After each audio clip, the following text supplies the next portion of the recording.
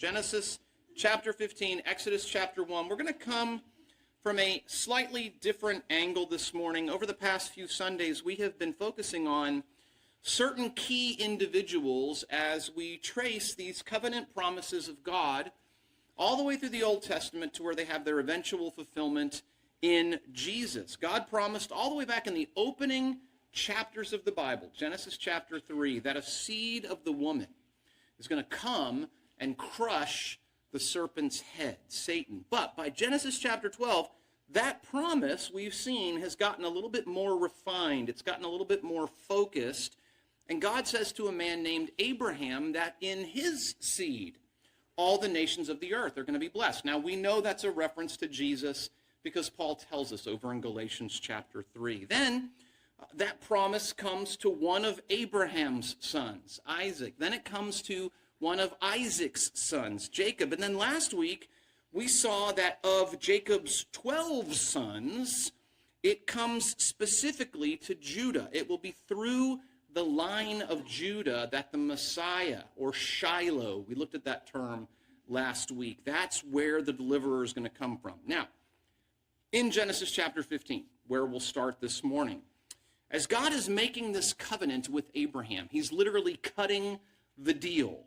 He tells Abraham in verse 13, he says, "Know certainly that your descendants will be strangers in a land that is not theirs, and will serve them, and they will afflict them for 400 years, and also the nation whom they serve I'm going to judge.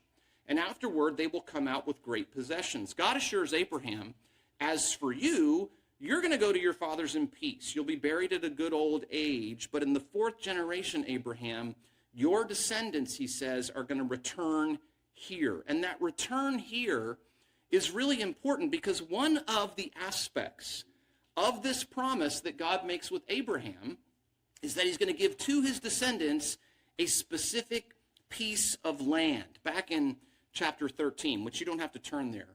But God tells Abraham, he says, "Lift your eyes and look now from the place that you are, northward, southward, eastward, westward, all the land which you see, I give to you and your descendants forever," he says. "I'm going to make your descendants as the dust of the earth, so that if a man could number the dust of the earth, then your descendants could be numbered." And God tells Abraham to get up and walk through the land, its length and its width. He says, "I'm giving it to you."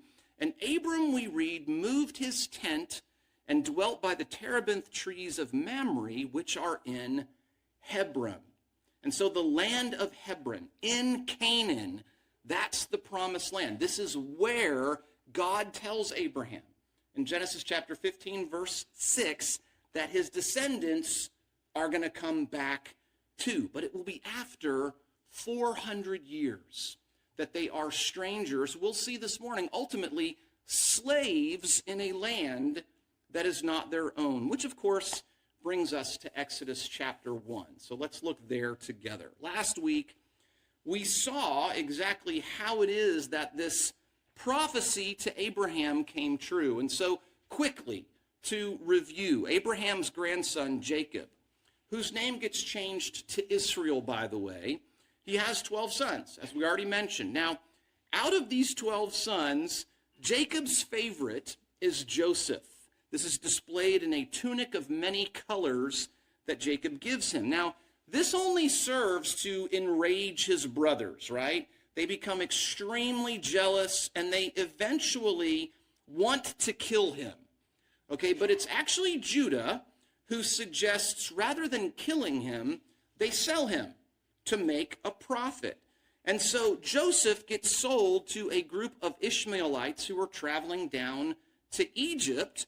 And when he arrives in Egypt, we read that a man named Potiphar, who's an officer of Pharaoh, a captain of his guard, he purchases Joseph and makes him an overseer of his house. And all that Potiphar has, we read, he puts under Joseph's authority. But Potiphar has a very vindictive wife, and she frames Joseph for sexual impropriety. He's ultimately thrown in prison, where he remains for quite a few years.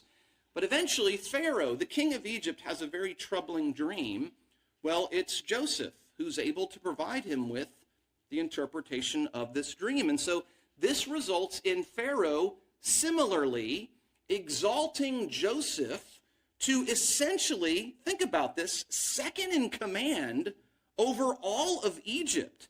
Pharaoh says, only in regard to the throne will I be greater than you. So this is a very big deal. Now, before long, a severe famine falls upon all the surrounding lands. But Joseph, we read, had gathered up all the food of the previous 7 years that were in the land of Egypt. Much grain, we read it was immeasurable. So when all the land of Egypt is famished, the people cry out to Pharaoh, and he tells them, go talk to Joseph. Whatever he says to you, do. And so all the countries around, we read, came to buy food from Joseph in Egypt. Now, ultimately, this includes Jacob's own father, or Joseph's own father, Jacob, and his brothers, who at first, they don't know this is Joseph they're dealing with. They don't recognize that the man standing before them, second in command of all of Egypt, is their own brother that they sold into slavery. But Joseph eventually reveals himself to his brothers, and here's what he says. He says, go get our father, and you guys move down here to Egypt, you, your children, your children's children, your flocks, your herds, everything that you have. He says, I'm going to give you the best of the land. Don't be concerned about your goods, for the best of the land of Egypt is yours, he says. And this is how the children of Israel end up in Egypt, which is where they will remain for about the next 400 years. Now, in Genesis chapter 46, we learn that all the people of the house of Jacob who went down to Egypt were 70. Okay, so initially, 70 people, 70 descendants of Jacob or Abraham moved to Egypt. But Genesis 47:27 says they grew and they multiplied exceedingly. Okay, so now we're, again, back in the book of Exodus chapter 1. Exodus, by the way, is a direct continuation of the Genesis account. In the original Hebrew language, the first word of the book of Exodus is and, marking very clear continuity between Genesis and Exodus. However, it does reach back some 400 years. Now, verse 5 of Exodus chapter 1, hopefully you're there with me, it repeats that all those who were the descendants of Jacob were 70 persons who came to Egypt because Joseph was already there. But then we read that Joseph died, and all his brothers and all that generation. But verse 7 says the children of Israel were fruitful, they increased abundantly, they multiplied, they grew exceedingly mighty, and the land is filled with them. A Bible teacher by the name of Stephen J. Cole writes, the Hebrew deliberately repeats 3 verbs, which may be translated fruitful, swarmed, or became numerous. Now, we know from Exodus chapter 12, verse 37, and the corroborating Numbers 11:21, that the number of Hebrews who eventually leave Egypt in the Exodus are about 600,000 men on foot, besides children. Now, scholars estimate that the total number of people who may have departed Egypt in the Exodus were about 2 million. Now, that is 80 years or so after Exodus chapter 1. So that means that the total number of the children of Israel in Exodus chapter 1 is somewhere between 70 and a possible 2 million. Answers in Genesis writes, the 12 patriarchs had 51 sons listed, and that gives us an average of 4.2 children per son. If Israel kept reproducing at that rate, they would hit 600,000 male descendants in the 7th generation, which happens to fit with the generational time span we can calculate from the data Scripture provides. So God is indeed doing exactly what he promised he would do to Abraham, Isaac, and Jacob when he said, I'm going to multiply your descendants as the stars of heaven. as the sand which is on the seashore. I'm going to make your descendants as the dust of the earth. Now, David Guzik points out something interesting. He says this was God's purpose for Israel in Egypt. Egypt served as a type of mother's womb for Israel, a place where they rapidly grew from a large clan to a mighty nation. Israel could not have grown this way in Canaan because it was practically impossible to avoid intermarriage with the pagan and wicked inhabitants of Canaan. Egypt was so racially biased and had such an entrenched system of racial separation that Israel could grow there over several centuries without being assimilated. So it's just interesting. But notice something else about the language used here in verse 7. It says that Israel, or the children of Israel, were fruitful and increased abundantly. They multiplied and grew exceedingly mighty, and the land was filled with them. Now that language should ring a bell, because we have seen it twice already at two very important biblical junctures. All the way back in Genesis chapter 1, verse 28, when God creates the first man and first woman, he tells them, be fruitful and multiply and fill the earth. Genesis chapter 9, when Noah and his family come off the ark, God repeats the very same command to them. He says, be fruitful and multiply. Genesis 9:7. He says, be fruitful and multiply, fill the earth, multiply in it abundantly. We call this the Edenic mandate. It's a blessing, but it's also a command. Now, what's interesting is that up till now, we haven't really seen anybody do this. So, for instance, at Babel, which is right on the heels of the flood, we read the whole earth had one language and one speech, and the people say to each other, come, let's build ourselves a city and a tower whose top is in the heavens, lest we be scattered over the face of the earth. So they don't want to do what God has commanded. It's not until Exodus chapter 1, verse 7, that we read how the Israelites were fruitful and increased abundantly. They multiplied and grew exceedingly mighty, and the land was filled with them.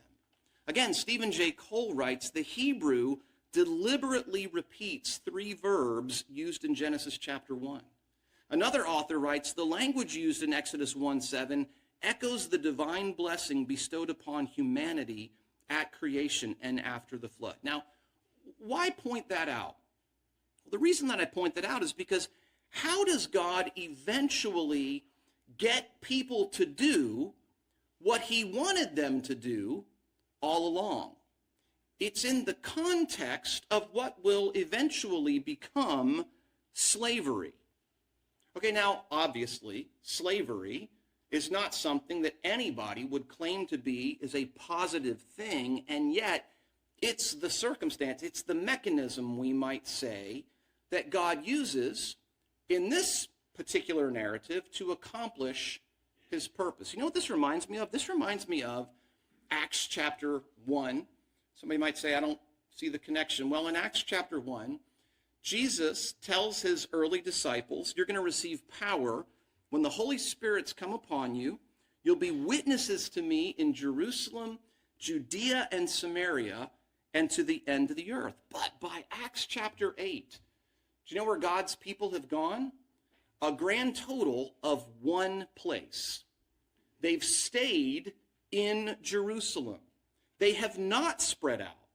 They have not gone to Judea and Samaria and the end of the earth. They've gotten comfortable. They've clustered together, right? The church in Jerusalem has just kind of exploded. We might think of it as the first mega church. But then in Acts chapter 8, verse 1, we read, at that time, a great persecution arose against the church at Jerusalem. And guess what happened?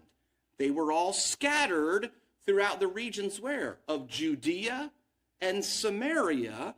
And verse 4 says, those who were scattered went everywhere preaching the word. God used persecution to get his people to be obedient. God used persecution to nudge his disciples into obedience. This is why Scripture exhorts us with things like, count it all joy, my brethren, when you fall into various trials, knowing that the testing of your faith will produce patience, but then let patience have its perfect work, that you may become perfect and complete, lacking nothing. I think a lot of times our immediate assumption is that things like trials and persecution and suffering, that those things always come at the hand of the enemy, when it may be the very circumstances God uses to bring us into alignment with what he's trying to do in our lives. Even Hebrews says of Jesus that though he was a son, he learned obedience. How? By the things which he suffered. So these children of Israel, they've been in Egypt now some 400 years. They've been fruitful. They've increased abundantly. They've multiplied and grew exceedingly mighty, so the land is filled with them. So God's accomplishing his purposes. But then verse 8 says, there arose a new king over Egypt who didn't know Joseph. And he said to his people, look, the people of the children of Israel are more and mightier than we. He says, let's deal shrewdly with them, lest they multiply, and it happen in the event of war that they join our enemies and they fight against us and so go up out of the land. Therefore, verse 1 says, or not verse 1, they set taskmasters over them to afflict them with their burdens, and they built for Pharaoh the supply cities of Pithom and Ramesses. By the way, all evidence would suggest that the children of Israel did not build the pyramids. That probably happened at a much earlier date than what we're reading about. Nevertheless, verse 12 says, but the more the Egyptians afflicted them, the more the Israelites multiplied and grew, and the Egyptians were in dread of the children of Israel. David Guzik again writes, the ancient Egyptians were famous or infamous for their proud sense of racial superiority. It isn't surprising to see them afraid and discriminating against this strong minority in their midst. At the time, the Egyptians feared invasion from the Hittites of the north. If the Hebrews joined the Hittites, it posed a significant threat to their security. So, verse 13 says, the Egyptians made the children of Israel serve with rigor, and they made their lives bitter with hard bondage and mortar and brick and in all manner of service in the field. All their service which they made them serve was with rigor, which is exactly what God prophesied in Genesis chapter 15, where we started this morning. Know certainly that your descendants will be strangers in a land that's not theirs, and they'll serve them, and they will afflict them for 400 years. So that's exactly what we see happening here. But watch what happens, verse 15. Then the king of Egypt spoke to the Hebrew midwives, of whom the name of one was Shiphrah, and the name of the other was Puah, and he said, when you do the duties of a midwife for the Hebrew women and see them on the birth stools, if it is a son, then you're going to kill him. But if it's a daughter, leave her alive. But, verse 17 says, the Hebrew midwives feared God, and they did not do as the king of Egypt commanded them, but they saved the male children alive. So the king of Egypt called for the midwives and said to them, why have you done this thing? And saved the male children alive. And the midwives said to Pharaoh, because the Hebrew women are not like the Egyptian women, for they are lively and give birth before the midwives come to them. Therefore, God dealt well with the midwives, and the people multiplied and grew very mighty. And so it was, verse 21, because the midwives feared God, that he provided households for them. And so, verse 22 says, Pharaoh commanded all his people, saying, every son who is born you shall cast into the river, and every daughter you shall save alive. Okay, So in other words, when Pharaoh sees that his plan to keep the children of Israel from multiplying backfires, he commands everybody to kill the male children, even the Egyptians. He says, throw them into the Nile River, which is interesting because it will be through the river that God actually preserves a deliverer that he will send to lead his people out of Egypt. And it will largely be through 3 women that God does this. So I just think it's interesting. But why? Okay, why this insane hatred from Pharaoh against the Hebrew people? Like, why enact something so cold, so heartless, so as to actually attempt to kill off, we might say, the most innocent people group, the babies, right? And by the way, why only the Hebrew male children? Why not kill off all the Hebrew people? Why only the Hebrew male children? Okay, well, on a human level, we've seen Pharaoh's consumed by this irrational fear that the Hebrew people are eventually going to grow so strong that they pose a threat to the sovereignty of Egypt. But I think there's more going on here than this. Okay, let me set the Wayback Machine, and if you haven't been with us up to this point, you'll have to indulge me for just a moment. But all the way back in Genesis chapter 6, we read about when the sons of God, fallen angels, saw that the daughters of women, or the daughters of men, were beautiful, and they took wives for them of all whom they chose. And there were giants on the earth in those days, we read, and also afterward, whenever these sons of God went in unto the daughters of women, and they bore children to them. Somebody might be thinking, Kevin, I don't really see the connection here. Well, Genesis chapter 6 is a somewhat famous, albeit controversial passage of Scripture where it certainly seems there is some sort of satanic attempt to corrupt the human gene pool, the result of which is this mutant, half-human, half-angelic race known as the Nephilim.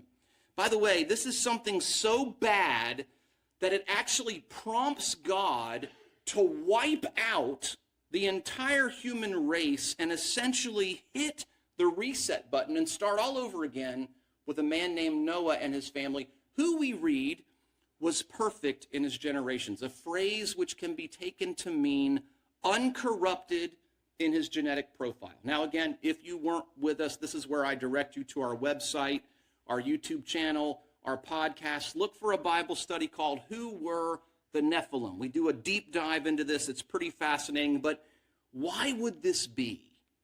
Why would Satan attempt to sow something like a genetic virus amongst humankind? Well, it's because we know Satan's a limited being, right? Satan's not the dark equal of God, okay? He's not all-powerful. He's not omnipresent. And he certainly is not all-knowing. And at that point in Scripture, Genesis chapter 6, all Satan has really been told about God's plan to destroy the enemy and redeem mankind is that it's going to be the seed of the woman, the proto-evangelium, right? That God's going to put enmity between the serpent and the woman, between his seed and her seed. God says that he, meaning a single male descendant from the human race, is going to crush Satan's head. And so all Satan knows at that point is that somehow a single male human being is going to one day completely destroy him. Working off that information, David Guzik writes, we can deduce why Satan would send his angels to intermarry with human women. Satan tried to pollute the genetic pool of mankind with a satanic corruption to put something like a genetic virus to make the human race unfit for bringing forth the seed of the woman. James Montgomery Boyce writes, if Satan could succeed in infecting the entire human race, the deliverer could not come. But of course, he doesn't succeed. God miraculously preserves Noah and his family through the flood and hits the reset button. Starts all over again in Genesis chapter 9. This is why the Edenic mandate is so important there. He says, be fruitful and multiply. But now coming back to Exodus chapter 1, by this point, Satan has more information to go on, right? Now he knows, the same way that you and I have been studying over the past several weeks, Messiah is not just the seed of the woman.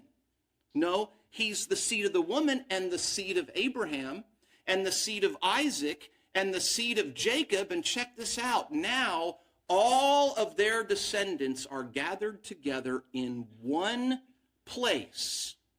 And so Satan enacts another attempt to kill off the Hebrew people and stop the Messiah from being born. This is why the persecution in Egypt is so significant. Again, David Guzik writes, we may see the command of Pharaoh as consistent with Satan's plan of Jew hatred through the centuries as an attack against God's Messiah and ultimate plan for Israel in his plan of redemption. Satan knew that the Messiah, the seed of the woman, the one who would crush his head, would come from the children of Israel.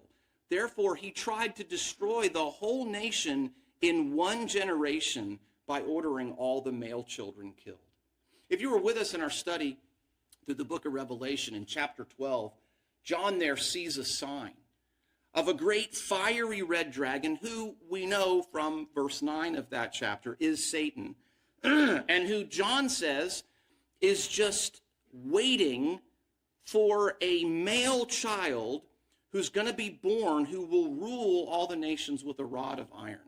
Those are clear references to the Messiah, by the way. John says that dragon, Satan, is waiting to devour that male child as soon as it was born. It's a picture of Satan waiting to destroy the Messiah.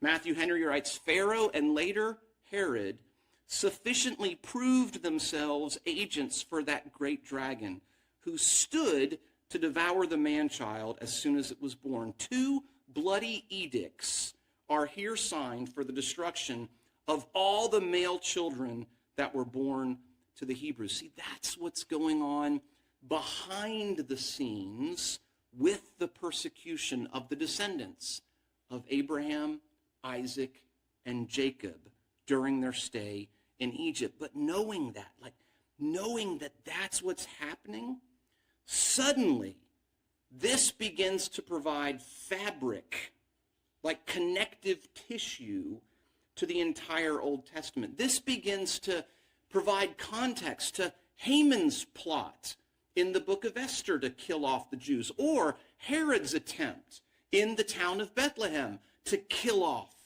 the male children, even justification for the conquest of the land when the Jews finally returned to Canaan.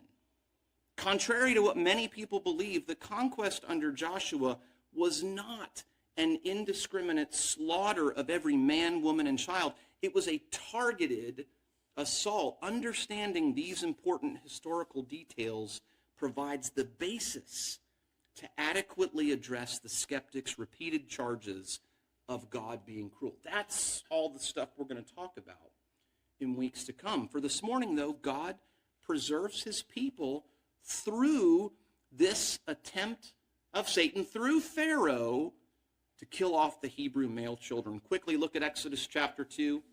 The opening verses says, a man of the house of Levi went and took his wife, a daughter of Levi. So the woman conceived and bore a son, and when she saw that he was a beautiful child, she hid him 3 months. But when she could no longer hide him, verse 3 says, she took an ark of bulrushes for him, daubed it with asphalt and pitch, which is waterproofing material, put the child in it, laid it in the reeds by the river's bank, and his sister stood afar off to know what would be done to him. Then, verse 5 says, the daughter of Pharaoh, which is incredibly ironic, came down to bathe at the river, and her maidens walked alongside the river, and when she saw the ark among the reeds, She sent her maid to get it. Verse 6 says, when she opened it, she saw the child. Behold, the baby wept. She had compassion on him and said, this is one of the Hebrews' children. And of course, this is Moses.